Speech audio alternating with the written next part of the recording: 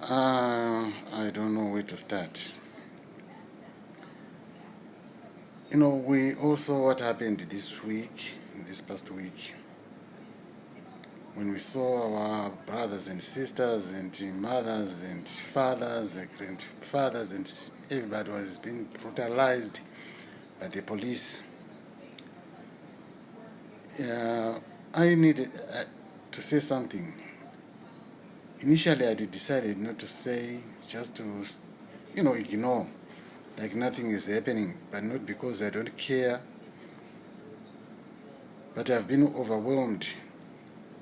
Like I said, silence is not going to help the situation, but maybe if we can talk about it, maybe someday some people might hear or also hear our views about what is happening.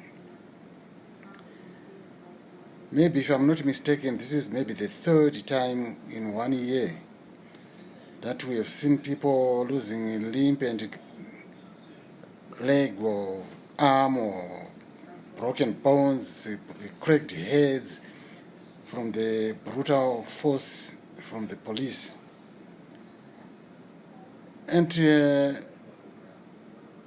we begin to worry.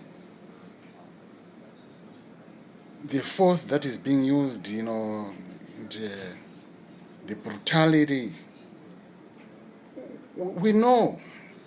I think everybody knows what ZANU-PF is like, the people in power. Everybody knows that if we gather, we are going to be brutalized.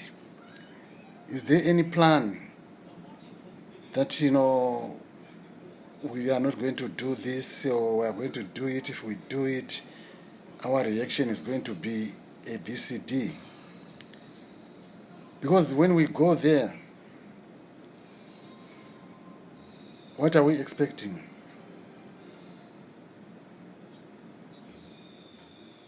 Surely, I don't know if there's any leadership. What's happening? What are we telling our people? To get brutalized? Are they willing to be brutalized? Hello, Mzukuru Saudi. How are you? We go there knowing, it's like, say, we want to go and test how deep the Chiroro Dziva is. Everybody knows how Chiroro Dziva is deep. Not how. We know it's a deep pool. The sleeping pool. It's a very, very deep pool. The people who tried to find out never came out. They hired even South Africans, when someone was, drowned in the Chiroro Dziva pool in Chinoi. The Chinoi Caves. Others will know it as Chinoi Caves. They brought in the best divers from South Africa to come and try to retrieve the bodies from the pool. They went down more than 100 meters, and they said they couldn't go further because that would be dangerous for themselves. They came out. The same as ZANU-PF is a dangerous pool. We know it is. If you gather, you are going to be brutalized. Is there any plan? If we don't have a plan, why do we still do it? We want to be brutalized. We want to have broken bones. So what will we do? Especially in this time when we know the hospitals have no doctors, there's no one to care for you, there's no medicines, there's nothing. Who is encouraging these gatherings if we have no plan? If the plan is to say we want to show the world how brutal the police is, they know, everybody knows. Who doesn't know now? Because this is not the first time it has been happening.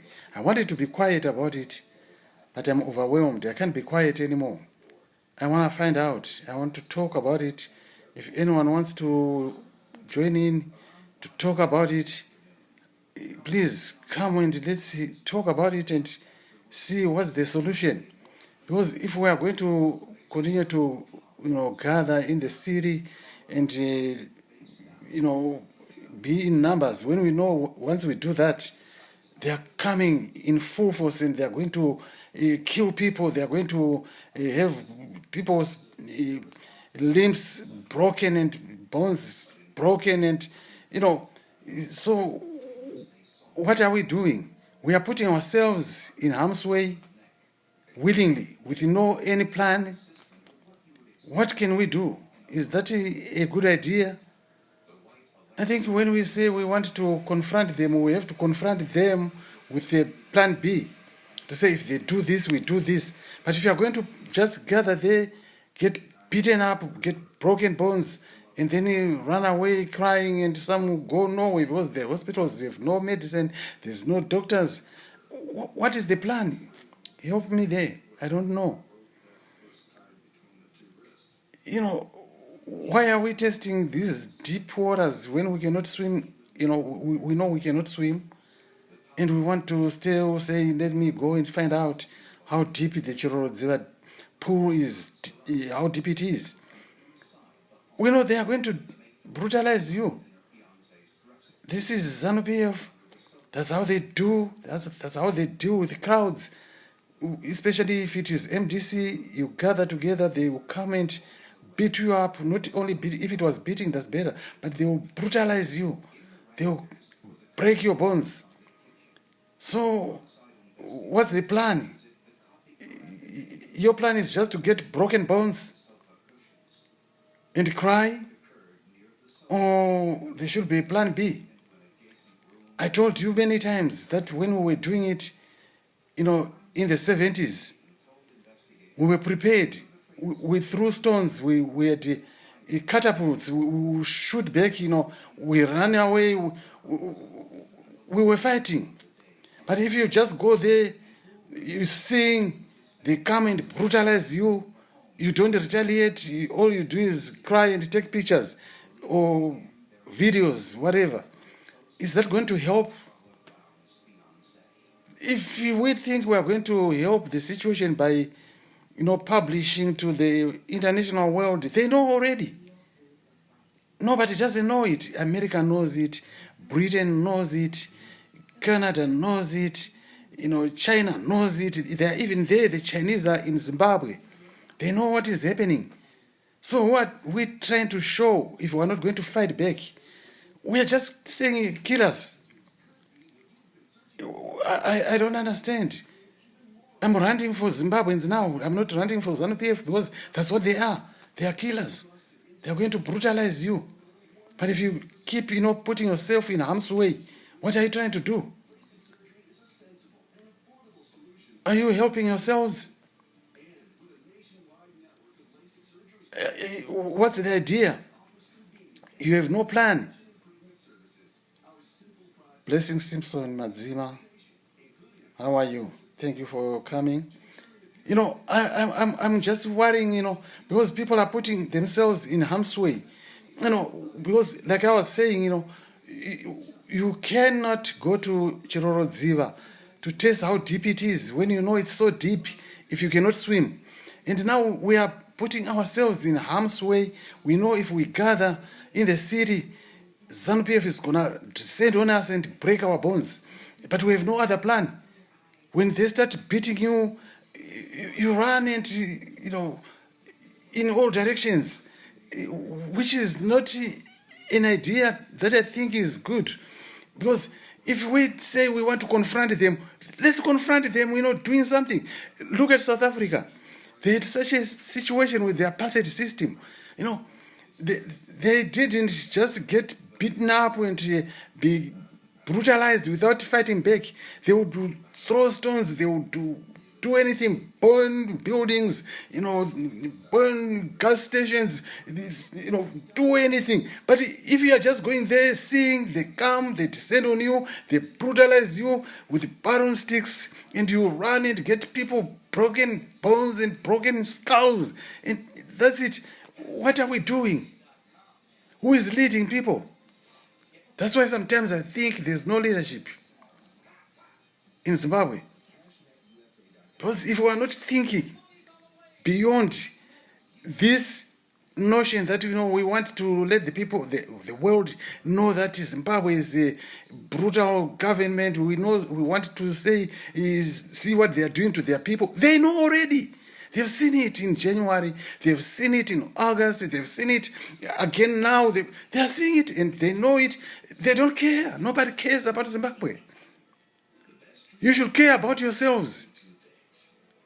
Confront them when you have a plan to say, if they do this, we are going to do this. If they do this, we are going to do this.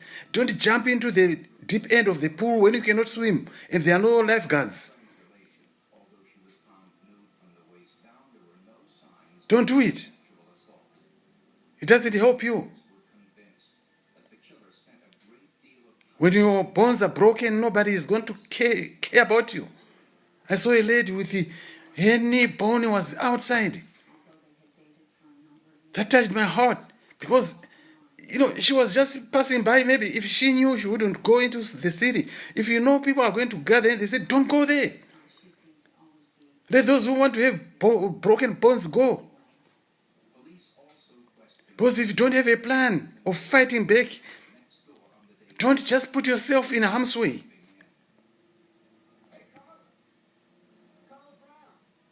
I'm really disappointed. All I hear people is saying, look at what they are doing. Look, Kudzai Shonai, how are you? Look what they are doing. Hey, they are brutalizing people. Who doesn't know? Everybody knows. That's ZANU-PF. Whenever you gather, especially they know you are opposition, they are going to descend on you. They are going to break your bones. They are going to crack your skulls. It's known. Nobody will care about you if you don't care about yourselves. There's no plan. Do it when you have a plan to say, if they do this, we are going to do this. If they do this, we are going to do this. But if you don't have a plan, don't go there. If you see them coming, disperse, run, go away. What do you gain by having broken bones? Or be killed? You get killed for a leader. That leader is not going to come to your service. You will never be served. When you are dead, you are gone.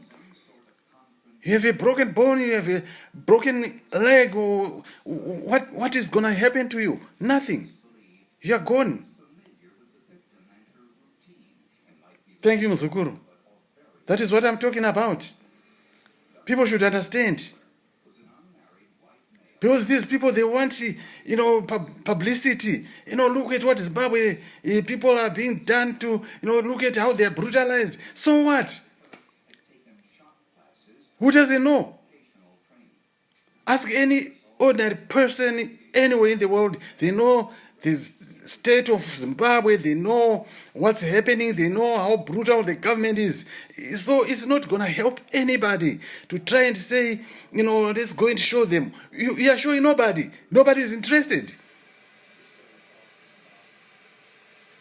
But you should care about yourself. Take good care of yourself. Because nobody is going to take care of yourselves. Look at the people that are being killed, the people that are injured. It's not them in the leadership. Tell me any one of the leaders in recent years, except when we talk of, the era of Changirai, when he used to lead in the front, and then we saw him with the broken skull, with the bandages in his head. And Chamisa, we saw him brutalized at the airport, but he wasn't leading a demonstration. He was trying to go somewhere. But what I'm saying now, we are seeing people being brutalized. They are told to go into the city to gather. When we know once you gather in the city, the police is going to come, or the army, whoever it is, and they are coming to brutalize you, and you still go there to put yourself in harm's way. When you know you have no plan, why do you do it? I want someone to help me there. Tell me. I don't want to go far, because I don't want to say things that I don't want to say. I want to stop here today, but I want you to leave you with these questions, to say, why do we allow ourselves to still put ourselves in harm's way? We are testing the depth of the pool that we know we cannot reach to the bottom of it. And when we know we cannot even swim, We should be able to swim when we want to test how deep the Chirorodziva is. You can't go to the Kariba gorge and you want to jump with bancho, ropes and everything, the bancho diving that they say, is done in Victoria Falls. You cannot do that without any protective equipment. You are just being a fool. You are foolish. Stop this foolishness. It's not time for foolishness. If you want to fight politically, fight. Have plans to fight. Don't just say we're fighting, and you put yourself to say, shoot us. And then the world will see that you shoot us. It doesn't work. You die. It doesn't work. You die. The other people will see Zimbabwe when you are going in a foolish way. Guys, I want to stop here. Thank you for listening. I ranted for Zimbabweans today. Give me some more comments. I'll reply when I finish this rant. Thank you for coming. Everybody who was here, thank you. Bye-bye.